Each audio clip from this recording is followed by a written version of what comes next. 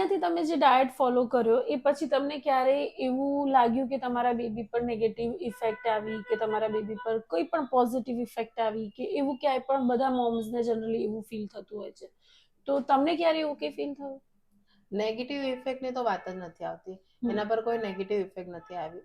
એમ કહી શકું કે પહેલા મને બધા કહેતા, જે પણ મોમ્સ હોય બધા, તે મને કહે કે આવું થશે, આવું કરવું પડશે, પછી એમાં બેબીને આવું પેઇન થાય, આમ થાય, આવી રીતે હેરાન કરશે, બેબી નરિશ નહીં રહે, હા, પછી એને પેટમાં દુખશે, આવું કઈ ખાશો તો આમ થશે, આ ના ખાતી, તે ના ખાતી, બધું એ લોકોના એમ પહેલેના મિથ કહેવાય ને તે ટાઈપનું હોય કે હા આ નહીં ખાતી તો આવું થશે એમ.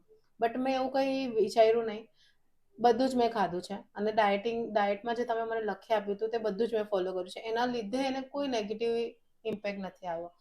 ઇવન હું કહી શકું કે પોઝિટિવ ઇમ્પેક્ટ આવ્યો છે, કારણ કે એની હેલ્થમાં કોઈ ઇશ્યુ નથી. વેઇટ ગેઇન એનું જે થવું જોઈએ, જે મંથમાં જે હોય, જે એ લોકોનો પણ એક ગોલ હોય, તે બધો જ એનો ફૂલફિલ થયો છે. અને નહીં મારે મિલ્ક સપ્લાયમાં કોઈ દિવસે ઇફેક્ટ આવી હોય ડાયટના લીધે, તો બધું જ વ્યવસ્થિત હતું, એટલે કોઈ નેગેટિવ ઇમ્પેક્ટ નથી થયું ને? પોઝિટિવ કેટલા મંથનું છે તમારું બેબી?